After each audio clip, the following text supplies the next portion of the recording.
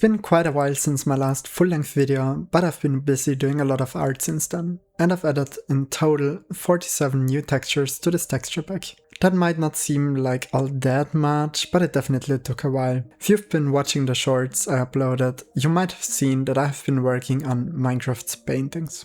If you're new to this channel and haven't seen the other videos, I'm currently working on a completely hand-drawn Minecraft texture pack using just ballpoint pens. You can watch some other videos about it already on this channel.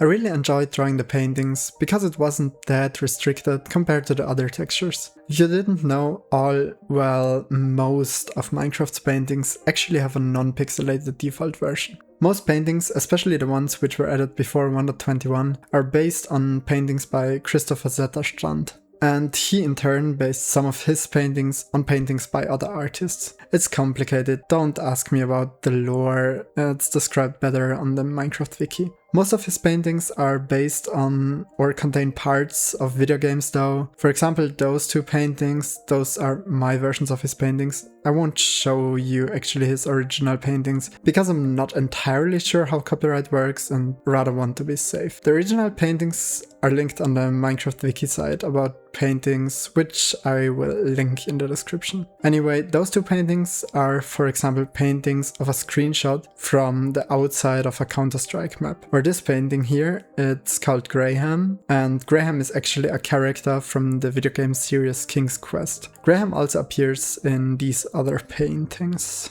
Anyway, moving on. First, I started drawing the 1x1 paintings. I enjoyed drawing the 1x1 paintings. I generally prefer drawing smaller things because I dislike coloring larger spaces. And when I draw larger things, then I want to sort of subdivide them into smaller paintings. For this, I pretty much just looked at the reference and drew them. That was partially still quite challenging since I usually don't draw organic textures such as this rose or this bunny. I still think they turned out quite alright though. I then moved on with the 1x2 and 2x1 paintings.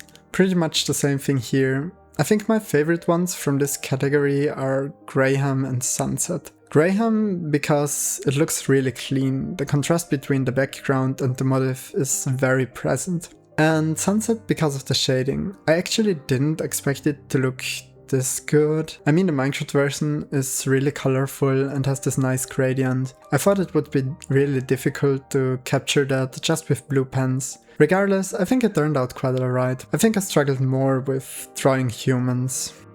I was kind of looking forward to draw the 2x2 paintings since there were some which don't really have an original, or at least where I didn't follow the original, namely Baroque, Wither and Humble. Humble technically has a non-pixelated version, but I thought it would be better to keep the villagers in a Minecraft style. I really enjoyed drawing Baroque and the Wither painting because I could draw blocky things without caring too much about perspective or for the textures to align with the actual Minecraft textures. I mean, drawing blocky things is just the easiest type of drawing there is. I've heard that even when you want to draw non-blocky things, it helps to imagine them as simple shapes, such as spheres or blocks, which is why I enjoy drawing blocks. And I especially enjoy not caring about perspective, as you can see for example in this painting, but more on that later. Drawing the 3x3 paintings was nice too. At this scale, each painting took me already a significantly longer time. Some of them took me almost 4 hours to draw. By far my favorite 3x3 painting is Oh Lemons. It just looks so silly. I mean, it's just a table with lemons and a box which contains this weirdly cute 2D owl. And in the background there is this landscape painting. I like it. I like it in Minecraft, I like the original, and I also like my version. Endboss was another 3x3 painting which I really enjoyed to draw. Usually larger paintings are more exhausting to draw because sometimes there's just one large single colored surface. That wasn't the case with Endboss though. It had a relatively high detail density compared to its size. That doesn't always have to be good though. Fern, for example, also has a lot of details, but mostly in the form of tiny trees and leaves. Drawing that was exhausting, but definitely worth it. Then there were also two 3x3 paintings which did not have an unpixelated version, Cave Bird and Bouquet, sure. I tried to figure out what exactly it was, and I'm not entirely sure what it depicts, but I think I did a sort of good job at representing it. I have no idea what this part is though. The 3x4 drawings were fine. They took a lot of time to draw since they were really big, but they also had a lot of details, so it wasn't too repetitive. The pond painting had a bit of an annoying background to draw. It was very bright and large with no details. Getting a consistent brightness and texture across is kind of difficult with ballpoint pens. I mean, this sort of looks as if the sky was divided into some sections. I probably could have done better, but at least this way it remains more that hand-drawn feel. This totally isn't just an excuse.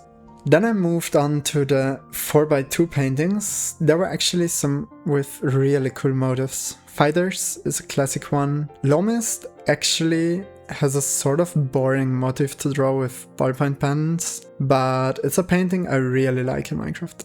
The Find, on the other hand, was really entertaining to draw. It contained a lot of details, mostly in the form of buildings and machines, and I definitely prefer drawing that compared to humans. It also contained a human though.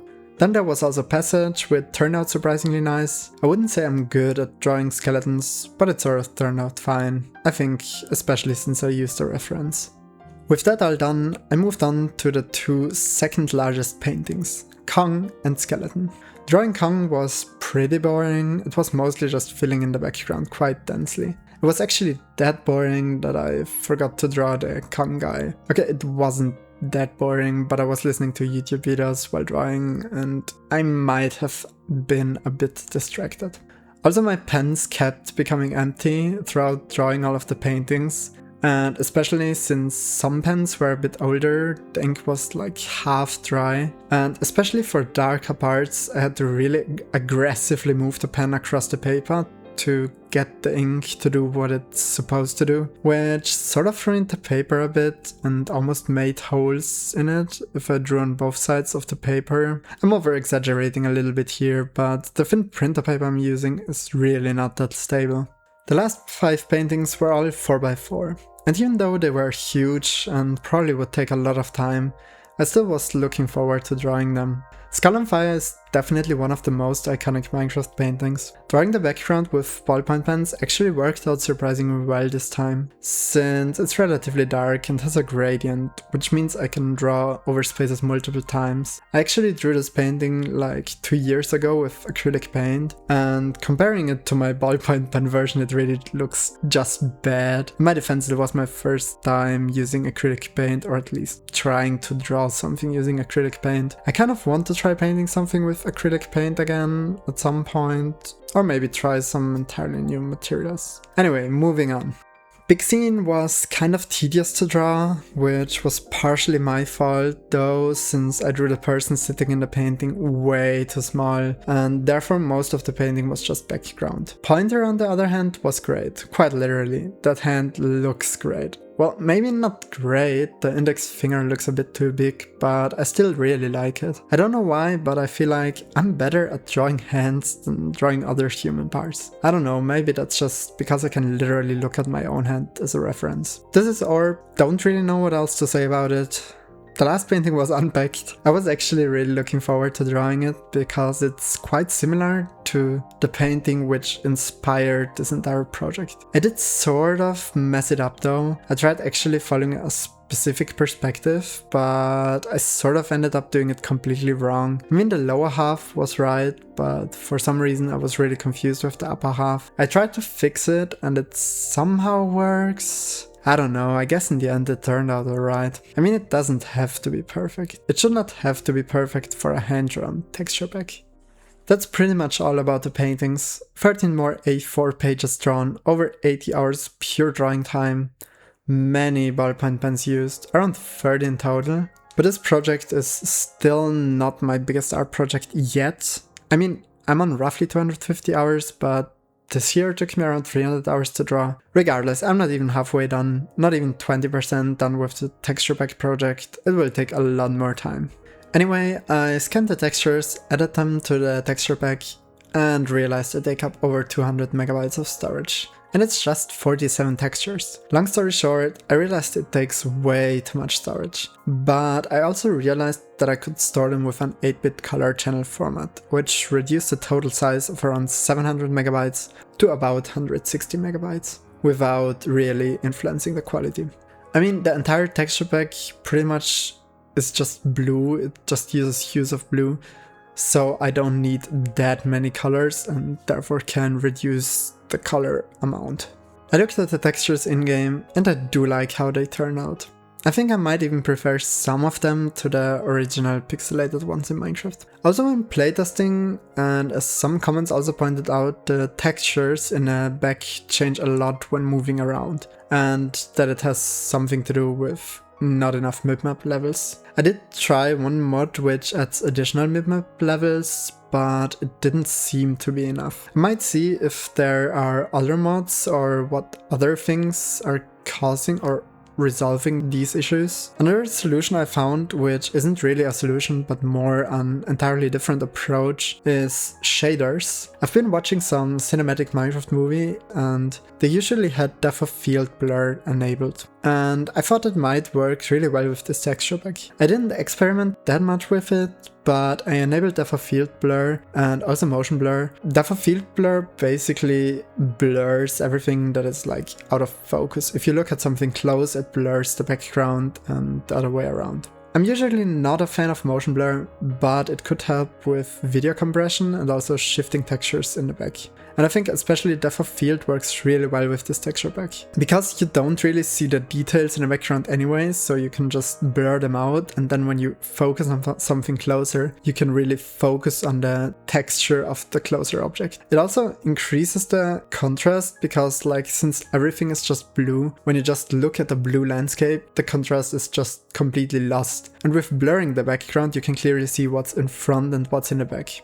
I really like the way this looks. I'm not entirely sure about settings, and like maybe when I make a custom shader I will see what I can do, but for now this is good enough. By the way, I use, how is the shader called? Complementary Reimagined, I think. Not entirely sure, I'll just display it on the screen. Anyway, that's about it for this video. Here's again a comparison of all paintings. If you want a more detailed look at all paintings, you can download the texture pack on Modrinth and maybe some other platforms, I'll link them below. The newest version should be published right now. As always, let me know what you enjoyed about this episode and any suggestions regarding these videos or the texture pack in general. Or just let me know which one your favorite painting is. Also, I'm not entirely sure on which textures I'll work on next, and there will be one short for sure, but probably just one short. At least there won't be daily shorts. Yeah, I guess that's basically it. So thanks for watching and until next time. Also, I didn't really show all paintings in detail in this video because I already have all the shorts with all the time lapses. So maybe I could also make a tier list or something, or make a video about that to show the paintings if you're interested. But as mentioned, if you just want to see the paintings, it's probably the easiest to just download the texture pack and try it out for yourself, or just watch the shorts or rewatch this video, whatever. Anyway, thanks for watching, bye, until next time, bye!